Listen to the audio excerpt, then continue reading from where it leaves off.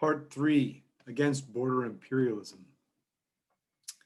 It is worth now considering in some detail the notion of border imperialism, advanced by Walia in her dual role as both activist and scholar.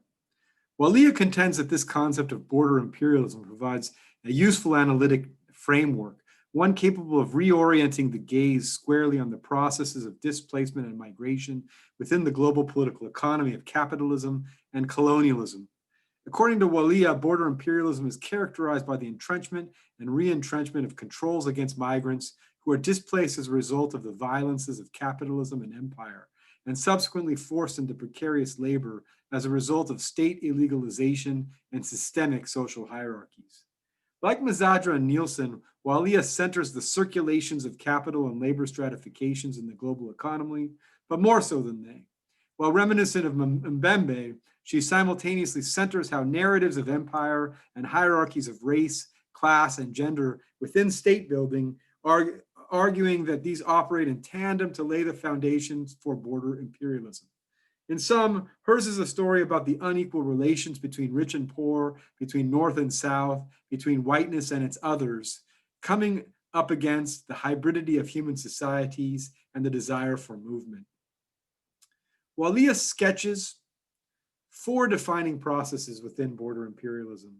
The first of these is a dialectic of displacements as a result of the coercive extractions of capitalism and colonialism on the one hand, and the simultaneous fortification of the border, often by those very same Western powers that are complicit in these displacements, which renders the migration of displaced people as perilous on the other. Large-scale displacements and the precarious conditions into which migrants are cast are not coincidental, but rather foundational to the structuring of border imperialism. To illuminate this dialectical dynamic, Walia cites the work of William Robinson, one of the leading contemporary theorists of global capitalism and transnational conflicts. Robinson relates in a systematic way the causal connection between the transnational circulation of capital and the transnational circulation of labor. According to Robinson, quote, the transnational circulation of capital and the disruption and deprivation it causes generates the transnational circulation of labor. In other words, global capitalism creates immigrant workers, which in turn leads him to make the point that such transnational circulation of labor, in a sense, must be seen as a coerced or forced migration, since global capitalism exerts a structural violence over whole populations and makes it impossible for them to survive in their homeland. Walia builds on this point by Robinson to maintain that the structural violence propelling the dual processes of displacement and migration must be considered a constitutive feature of the specific trajectories of both colonialism and capitalism. To this end, she invokes Marx's concept of primitive accumulation, a concept about which we had much to say in last week's lecture. Walia contends that capitalism requires precarious and exploitable workers to facilitate capital accumulation, and creates those precarious lives through hierarchies of systemic oppression along with its extraction of labor and land. She goes on to recall that in Karl Marx's theory of primitive accumulation, capitalist modes of production explicitly require conquest, enslavement, and the dispossession of communities from the lands on which they subsist, before turning to cite the indigenous scholar Glenn Coulthard, who has argued that colonialism forcefully opened up what were once collectively held territories and resources to privatization, dispossession, which over time came to produce a class of workers compelled to enter the exploitative realm of the labor market for their survival, proletarianization. Accordingly, Walia concludes that colonial and capitalist interests continue to expropriate indigenous lands, dispossessing indigenous nations of their territorial base and livelihood, particularly within, but not limited to, settler colonial states. This focus on the process of primitive accumulation in turn allows Walia to identify a critical connection between the Western state and capitalism, in which she sees the state serving as a key instrument to accumulate capital. At the same time, she emphasizes the importance of recognizing the settler colonial nature of states such as Canada and the United States, whose encroachment on indigenous lands is compounded by genocidal attempts to subjugate indigenous governance and assimilate indigenous cultures. If the first defining process of border imperialism is thus the dialectical dynamic of displacement as a result of the coercive extractions of capitalism and colonialism, the second defining process, according to Walia, is the criminalization of migration and the deliberate construction of migrants as illegals and aliens. In her words, migrants, particularly undocumented migrants or asylum seekers arriving irregularly, are punished, locked up, and deported for the very act of migration. In order to justify their incarceration, the state has to allege some kind of criminal or illegal act. Within common discourses, the victim of this criminal act is the state, and the alleged assault is on its borders. Walia here notes a certain anthropomorphization of the state, its embodiment as a nation, whose territorial integrity must necessarily be protected. As she puts the point, the state becomes a tangible entity within its own personhood and boundaries that must not be violated. Walia refers in this regard to the work of leading queer theorist Judith Butler, who has described the policing of the state and its national subject as a relentlessly aggressive and masculinist project. Which leads her to address explicitly the carceral institutions that have been constructed in what Mbembe referred to as the process of borderization. Whereas Mbembe has observed that wherever we look, the drive is simultaneously and decisively toward contraction, towards containment, towards enclosure and various forms of encampment, detention, and incarceration. For Walia, migrant detention regimes are a key component of Western state building, and it's a constitutive assertion of border controls. Indeed, the affinities between the work of Mbembe and the thesis of Walia are especially noteworthy in relation to this point, despite the fact that the two theorists seem unaware of each other's work. For Mbembe has emphasized how spatial violence, humanitarian strategies, and a peculiar biopolitics of punishment all combine to produce a peculiar detention space in which people deemed surplus, unwanted, or illegal are governed through abdication of any responsibility for their lives and their welfare. Along similar lines, Walia contends that practices of incarceration and expulsion, often shared across Western states, demarcate zones of exclusion and mark those deemed undesirable. Moreover, she insists the construction of illegals within border imperialism is part of a broader logic that constructs deviance in order to maintain state power, capitalist profiteering, and social hierarchies. As such, for Walia, the logic of border imperialism is always already inserted within broader dynamics by which unjust hierarchies are produced and reproduced. Especially prominent among these hierarchies for Walia, as we have already seen, are hierarchies of race, which brings us to the third constituent structuring within border imperialism, namely the racialized hierarchy of national and imperial identity, which anchors and shapes the understanding of citizenship and belonging within the nation state, as well as within the grid of global empire. The way Walia seeks to situate the border within the grid of global empire recalls Balibar's invocation of Carl Schmitt, who had emphasized the role of borders in the recursive configuration of world or geopolitical space. Walia is also again close to Mbembe here, insofar as she highlights the role of racialization in the configuration of such a global grid. However, more explicitly than any of these, and in some ways reminiscent of Jones, Walia is at pains to connect the perpetuation of these hierarchies in relation to restrictions on movement with the process of resource extraction. To this end, she quotes the activist organization Frasanito Network, whose manifesto, Borders Are There to Be Undermined, insists, quote, the very act of dividing the earth and the sea surface by tracing borders, whether they are physical, virtual, or legal, also allows for the appropriation of its resources. However, the resource which borders appropriate is not simply the portion territory. Rather, it is also the subjective claim of people to freely choose the territory in which to settle and the kind of relation they wish to establish with this territory. In other words, borders transform people's claims to movement into a resource which can be appropriated and exchanged. Walia further contends that the fourth and final structuring of border imperialism is the legalized, state-mediated exploitation of the labor of migrants by capitalist interests. Here, Walia's thesis closely converges with the work of Mesadra and Nielsen, who emphasize processes of hierarchization and stratification at work in border crossings and border inclusions. Walia stresses that all racialized workers generally contend with underemployment, low wages, and long hours, but she nevertheless highlights that workers without legal citizenship constitute a distinct category of labor in relation to border imperialism.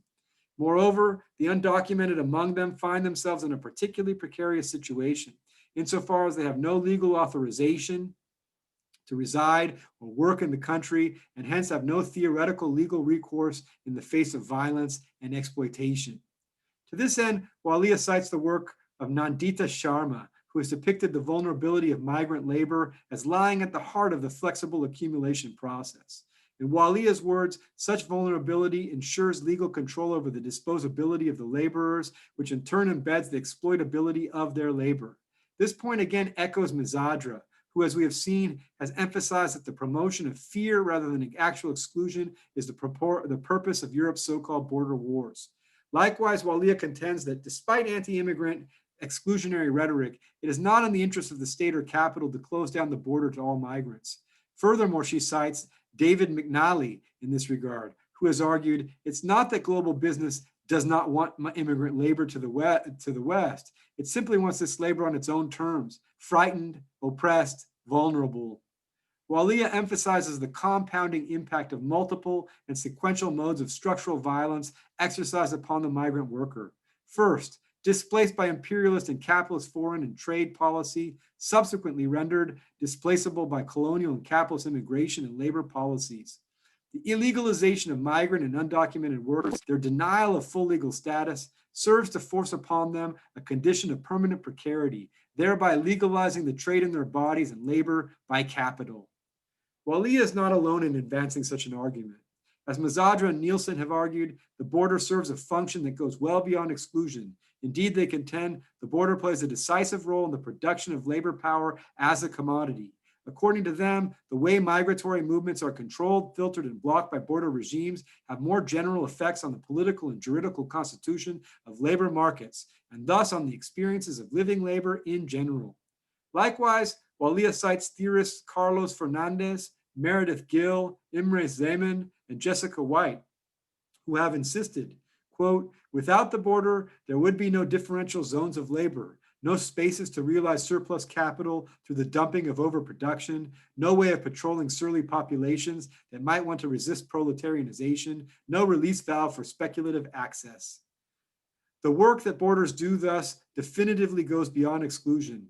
In fact, their mode of inclusion serves to guarantee a hierarchization and stratification connecting citizenship with labor. As Walia puts the point, within border imperialism, migrant and undocumented workers are included in the nation state in a deliberately limited way, creating a two-tier hierarchy of citizenship. The non-citizen status of these workers guarantees that they fall outside the realm of the state's obligations. They can be paid less than minimum wage, prevented from accessing social services, and deported during recessions without the elite having to worry about unemployment rates or social unrest. Moreover, non-citizen workers are systematically subject to processes of stigmatization and racialization. Again, as Walia puts the point, the classification of migrant workers as foreign, which embeds labor exploitability, is concurrently maintained through racialization. The normalization of subjugation and exploitation is achieved through rendering non-citizen workers as racialized outsiders and reinforced by the legal branding of them as foreigners. In this regard, Walia quotes the work of political scientists Gargi Bhattacharya, John Gabriel, and Stephen Small, who have argued, quote, capitalist expansion has depended so heavily on mythologies of race and their attendant violences that the double project of racial economic subjugation is a constitutive aspect of this expansion. In sum, for Walia, within border imperialism, the state-capital nexus relies on the apartheid nature of citizenship status to expand a pool of disposable migrant and undocumented labor that lowers the wage floor for capitalist interests without disturbing the normative whiteness of the nation state. All of this leads Walia to criticize those who would make appeals for migrant justice by making such claims as immigrants are Americans too, or refugees want to enjoy the freedoms of Canada, since these kinds of claims only serve to buttress the legitimacy of the state and its illegitimate foundations in settler colonialism, imperialism, capitalism, and oppression. Rather, Walia would endorse instead non-state-centric, more radical slogans, such as "We didn't cross the border crossed us," and "No one is illegal, Canada is illegal." Such slogans, she contends, reflect an understanding of border imperialism as a key pillar of global apartheid, and borders as cartographies of anti-capitalist, anti-racist, anti-colonial, and anti-oppressive struggles. Thinking from the border. And so we come to the notion of border struggles. Mazadra and Nielsen employ this concept in their important book to refer to those struggles that take shape around the ever more unstable line between the inside and outside, between inclusion and exclusion, as well as to the set of everyday practices by which migrants continually come to terms with the pervasive effects of the border, subtracting themselves from them or negotiating them through the construction of networks and transnational social spaces. Leading decolonial theorist Walter Mignolo, in collaboration with Medina Tlostanova, have in turn posited a dialectical relation between, on the one hand, the violence of imperial and territorial impositions, that is, first of frontiers and then borders, and on the other, the often creative and resilient responses to such violence by those branded as primitive, as inferior, as other. Mignola and Tlostanova emphasize that borders are not only geographic, but also political, subjective, for example, cultural and epistemic. Nor are they an inevitable outcome of natural divine historical processes in human history. Rather, they were established by the coloniality of power, that is, structured by the imperial and colonial differences.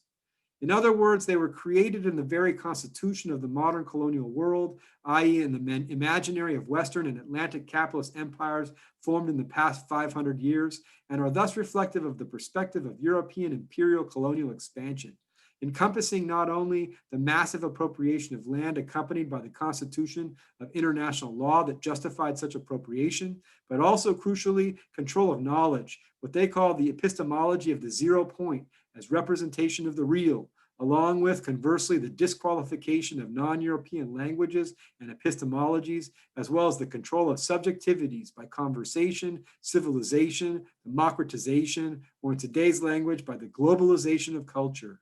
Against such geographic, political, subjective, and epistemic imposition, Mignola and Tlostanova championed the emergence of border thinking, or thinking from the borders, which as a response can be traced back to the very inception of modern imperial expansion, but whose preconditions have perhaps most emblematically been maintained by recent immigration to the imperial sites of Europe and the USA.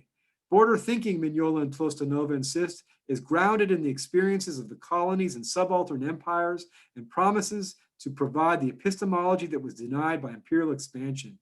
Indeed, they contend it constitutes the epistemology of the future, without which another world will be impossible. According to Mignola and Tlostanova, border thinking or border epistemology emerges primarily from the people's anti-imperial epistemic responses to the colonial difference, the difference that hegemonic discourse endowed to other people, classifying them as inferior and at the same time asserting its geohistorical and body social configurations as superior and the models to be followed. These people refuse to be geographically caged, subjectively humiliated, and denigrated and epistemically disregarded. The concept of border thinking has an elective affinity with that of double consciousness, as originally articulated by the African-American sociologist W.E.B. Du Bois. Like double consciousness, it is inevitably associated with epistemic and political projects of decolonization. Nevertheless, Mignola and Tlostanova contend if the imperial and colonial epistemic differences create the condition for border thinking, they do not determine it. Indeed, when border thinking does not emerge, the alternatives are competition, assimilation, or resistance without a vision of the future. The standpoint from which border thinking would have to happen is the colonial and ex-colonial locales of the subaltern empires among the people who were multi-marginalized and denied their voice by Western modernity, directly and through subaltern imperial mediation. Border thinking thus emerges in the crack, and it emerges as an epistemic shift. It is, they claim, a shift from theo and ego to geo and body politics of knowledge. Exactly what Mignola and Tlostanova mean by this can certainly seem difficult to comprehend. But what is clear is that they are arguing for a displacement and decentering of Europe. They even question the categories of center, periphery, and semi-periphery as employed by world system theory, while emphasizing instead the urgency of thinking from the border. For indeed, theirs is an effort to center histories, spaces, and subjects that have been marginalized and subjected by the workings of modernity come coloniality. Nevertheless, as Mazadra and Nielsen have pointed out, Mignola and Tlostanova would seem at times to reinscribe the consistency and hence the borders of Europe and the West, such as when they refer to border thinking as an epistemology of the exteriority. Nevertheless, their articulation of border thinking as being of the outside, created from the inside, would seem more consistent with their purportedly subversive aims. This because border thinking, always already located in the midst of border struggles, should help expose the problematic nature of the very distinction between interior and exterior, especially in our desperately entangled world. Conclusion. Let us therefore conclude. In this lecture, we sought to bring into focus the idea of the border as constituting a global social problem. To do so, we began by providing an overview of the difficulties involved in providing a definition of the border.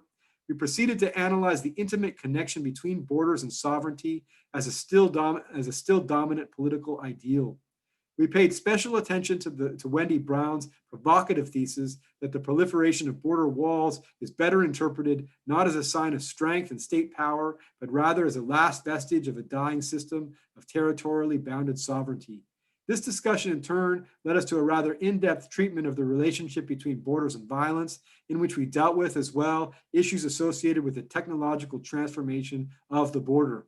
We then considered the concept and thesis of border imperialism before concluding by centering the notion of border struggles and introducing the promise of border epistemology. Next up, the problem of the COVID-19 pandemic. Thank you.